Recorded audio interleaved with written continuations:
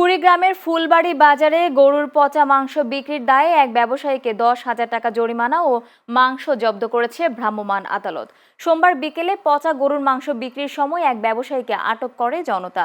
স্থানীয়দের অভিযোগ, ব্যবসায়ী একরামুল হক পচা গরুর মাংস বিক্রি করছিলেন। বিষয়টি টের পেয়ে জনতা তাকে আটক করে। খবর পেয়ে ঘটনাস্থল পরিদর্শন করেন উপজেলা সহকারী কমিশনার ভূমি আনোয়ার হোসাইন এবং উপজেলা ভেটেরিনারি সার্জন গোলাম মওদুদ আহমেদ সহ ফুলবাড়ী থানা পুলিশ। উপজেলা প্রশাসনের পক্ষ থেকে জানানো হয়, জনস্বাস্থ্যের ক্ষতি করে এমন কোনো বিষয়ে ছাড় দেয়া হবে না। নিয়মিত অভিযান অব্যাহত থাকবে বলেও জানান প্রশাসন। পবিত্র রমজান মাসে দ্রব্যমূল্য নিয়ন্ত্রণে বাজার মনিটরিং জোরদারের অংশ হিসাবে কুমিল্লায় মোবাইল কোর্ট পরিচালনা করা হয়েছে। এ সময় বিভিন্ন অনিয়মের দায়ে কৃষি বিপণন আইন অনুযায়ী 4টি প্রতিষ্ঠানকে মোট 4,500 টাকা অর্থদণ্ড প্রদান করা হয়। সোমবার বিকেলে র্যাব 11 এবং জেলা প্রশাসনের উদ্যোগে নগরীর রাজগঞ্জ বাজারে মোবাইল কোর্ট পরিচালনা করা হয়। মনিটরিং মোবাইল কোর্ট পরিচালনা করেন কৃষি বিপণন কর্মকর্তা আনিসুজ্জামান বিপ্লব এবং RAB 11 company commander major Sadman Ibne Alam সহ র্যাবের বিশেষ টিম। হাইওয়ে পুলিশ সিলেট রিজিয়নের পুলিশ সুপারের উদ্যোগে ব্রাহ্মণবাড়িয়ার সরাইল উপজেলার খাটিহাতা হাইওয়ে থানার একটি ডাবল কেবিন পিকআপ ও একটি আধুনিক রেকার সংযোজন করা হয়েছে। এই উদ্যোগের মূল লক্ষ্য হল মহাসড়কে অবৈধ যানবাহন চলাচল বন্ধ করা, যানবাহনের অতিরিক্ত গতি নিয়ন্ত্রণ করা, দুর্ঘটনা প্রতিরোধ করা, যানজট নিরসন সহ জনমুখী পুলিশিং নিশ্চিত করা। সোমবার খাটিহাতা হাইওয়ে থানার ফিতা কেটে ও দোয়া মোনাজাতের মাধ্যমে অফিসার ইনচার্জের কাছে গাড়িটি হস্তান্তর করেন হাইওয়ে পুলিশ সিলেট রিজিয়নের police super Mohammad Rezaul Karim. Noakhali television সাংবাদিক ফোরামে নতুন সদস্যদের বরণ ও পবিত্র মাহে রমজান উপলক্ষে ইফতার মাহফিল অনুষ্ঠিত হয়েছে। সোমবার সন্ধ্যায় নোয়াখালী প্রেস ক্লাবের হলরুমে টেলিভিশন সাংবাদিক ফোরামের আয়োজনে ইফতার মাহফিল অনুষ্ঠিত হয়।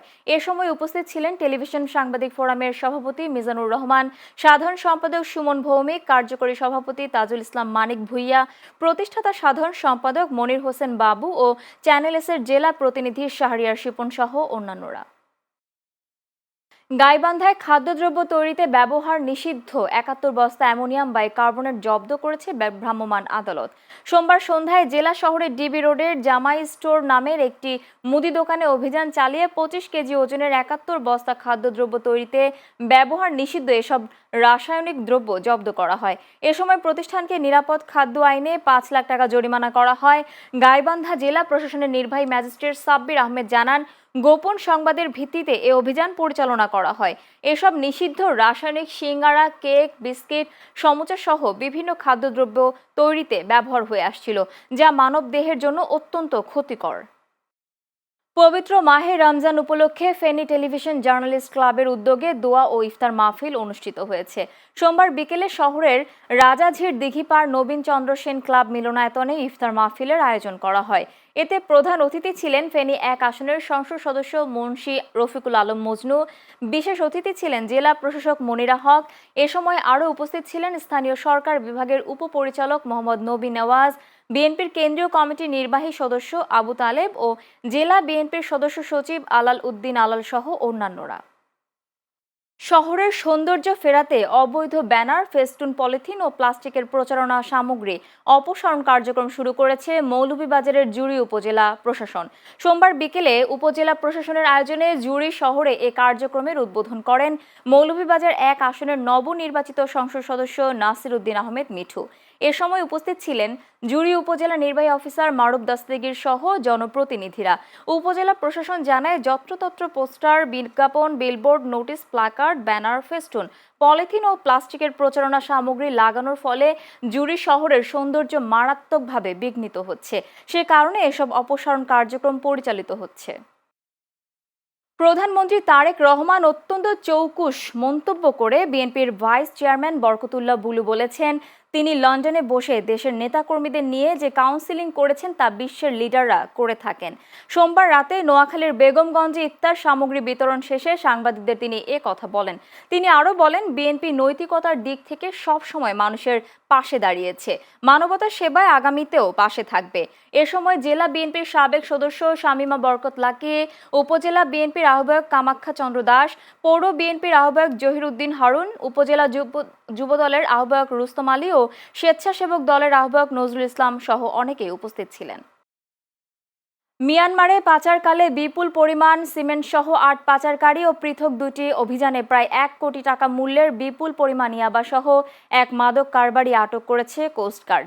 কোস্টগার্ড মিডিয়া কর্মকর্তা লেফটেন্যান্ট কমান্ডার সিয়াম উল হক জানান, গোপন সংবাদের ভিত্তিতে সেন্ট মার্টিন ছেড়া দ্বীপের দক্ষিণ পূর্ব সংলগ্ন সমুদ্র এলাকায় অভিযান চালিয়ে একটি ফিশিং বোট তল্লাশি করে প্রায় ৩ লাখ টাকা মূল্যের ৬০০ বস্তা সিমেন্ট ও পাচার কাজে ব্যবহৃত ফিশিং বোট সহ ৮ জন পাচারকারীকে আটক করা হয়।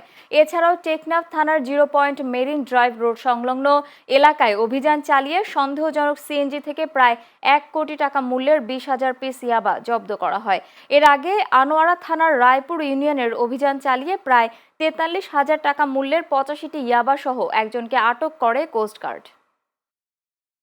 দেশের দুর্নীতি, অপশাসন ও জুলুম দূর করতে কুরআনের আদর্শ প্রতিষ্ঠার আহ্বান জানিয়েছেন বাংলাদেশ জামায়াতে ইসলামের সহকারী সেক্রেটারি জেনারেল মোহাম্মদ শাহজাহান। তিনি বলেন, পরিবার, সমাজ ও রাষ্ট্রকে কুরআনময় করতে না পারলে মানুষ তার কাঙ্ক্ষিত নাগরিক অধিকার ও ন্যায়ভিত্তিক সমাজ ব্যবস্থা পাবে না। সোমবার বিকেলে বাংলাদেশ শ্রমিক কল্যাণ ফেডারেশনের আয়োজনে চট্টগ্রাম নগরীর হোটেল সৈকতে ইফতার মাহফিলে প্রধান অতিথির বক্তব্যে তিনি এসব কথা বলেন। সভায় ফেডারেশনের কেন্দ্রীয় সহ সাধারণ সম্পাদক এস.এম. লুৎফুর রহমানের সভাপতিত্বে অনুষ্ঠানে উপস্থিত ছিলেন নগর জামায়াতের আমির মোহাম্মদ নজরুল ইসলাম, অধ্যক্ষ খায়রুল বাশার, সাংগঠনিক সম্পাদক শামসুজ্জামান হেলালি সহ জামায়াতের নেতাকর্মীরা। সংস্কার কাজ ও পরিবেশ রক্ষার অজুহাতে পর্যটক প্রবেশে নিষেধাজ্ঞা জারি রয়েছে মৌলভীবাজারের শ্রীমঙ্গল উপজেলার বাইক্কা বিলে। শীত মৌসুমে পরিযায়ী পাখি দেখার সেরা সময়ে এ ধরনের বাধা হতাশ করছে পর্যটকদের, যা স্থানীয় পর্যটন শিল্প বিকাশের অন্তরায় বলে মনে করছেন সংশ্লিষ্টরা। মৌলভীবাজার থেকে প্রতিনিধি মঞ্জু বিজয় চৌধুরীর পাঠানো তথ্য ছবিতে দেখুন প্রতিবেদন। অতিথি পাখি আর দেশীয় নানা জাতের পাখির নিরাপদ আবাসস্থল মৌলভীবাজারের শ্রীমঙ্গল উপজেলার বিখ্যাত বাইক্কা বিল। বছর জুড়ে শাপলা, পদ্ম, জলজ উদ্ভিদ, পাখি ও মাছের মেলবন্ধন থাকলেও শীত মৌসুমে দেখা যায় ভিন্ন আমেজ। প্রতি বছরের শীত মৌসুমে অন্তত ৩৫ থেকে ৪০ প্রজাতির হাজারো পরিযায়ী পাখির আগমনে মুখর হয়ে ওঠে বাইক্কা বিল। আর এসব পরিযায়ী পাখি দেখতে দূর দূরান্ত থেকে ছুটে আসেন পর্যটকরা। কিন্তু ২০২৫ সালের ২ ফেব্রুয়ারি থেকে বাইক্কা বিলে পর্যটক প্রবেশ নিষিদ্ধ ঘোষণা করেন অন্তর্বর্তী সরকারের মৎস্য ও প্রাণী সম্পদ উপদেষ্টা ফরিদা আখতার। সেই থেকে বিলটিতে বন্ধ রয়েছে পর্যটক সমাগম। ফলে বঞ্চিত হচ্ছেন ভ্রমণ পিপাসুরা। বিলের পুরো অংশ উন্মুক্ত না করলেও নিরাপদ রেখে নির্দিষ্ট একটি অংশ খুলে দেওয়ার দাবি পর্যটকদের। আমরা এই স্পটটা এসেছি পাখি দেখার জন্য। তো এখানে এসে আমরা এক প্রকার হতাশ হয়ে গিয়েছি। পাখি তো এরকম দেখলাম না, আর দূরে একটু দেখলাম সাদা। গেটে ঢোকা নিষেধের জন্য বন্ধ করে দিল। এখন কেন বন্ধ করলো সেটা তো আমরা আর জানি না। পর্যটকের জন্য পাখি কমে গেছে আমার মনে হচ্ছে তা না, পাখি তো এমনিতেই কম, পর্যটক তো ঢুকতে দিচ্ছে না, তাহলে কেন পাখি কম আমাদের প্রশ্ন। বাইক্কা বিলে পর্যটক প্রবেশে নিষেধাজ্ঞা থাকায় পাখির আনাগোনা বেড়েছে বলে দাবি করছেন স্থানীয় গাইড। তবে কর্তৃপক্ষ বলছে এর ফলে বন্ধ হয়ে গেছে আয়ের উৎস। মাছ ও পাখির অভয়ারণ্য রক্ষণাবেক্ষণে পড়ছে বিরূপ প্রভাব। আগে পাখিগুলো একদমই দেখা যাইত না, যাই আসিল লোকজন ভিতরে ঢুকলে ডিল মারতো বা আবেগবশত মনে করেন সাইডে গিয়া চিল্লাইতো। তারা না বোঝার কারণে আমরা লোক তর্ক বিতর্কে জড়াই। আমরা যতটুকু জানি যে কেউ স্বীকার করে না। বর্তমানে বাইক্কা বিল আমাদের জন্য চালানিটা খুবই কষ্ট। বাইক্কা বিলে এই পর্যন্ত কোনো পাখি শিকার এই ২০-২৫ বছরের ভিতরে কোনো পাখি শিকার কেউ করে নাই, করতেও পারবে না, করার মতো সুযোগ নেই। কিন্তু এর ১ সপ্তাহ আগে পাখি কিন্তু পরিমাণে কমছে। তো আবার সুমারি করলে হয়তো বোঝা যাবে যে পাখি কী পরিমাণ বাইক্কা বিলে বর্তমানে আছে। বাইক্কা বিলে পর্যটন এবং পরিবেশের ভারসাম্য বজায় রেখে সুচিন্তিত সিদ্ধান্ত নেবে কর্তৃপক্ষ, এমন প্রত্যাশা স্থানীয় সচেতন মহল এবং পরিবেশ কর্মীদের। Faisal Mahmud, channel S news desk.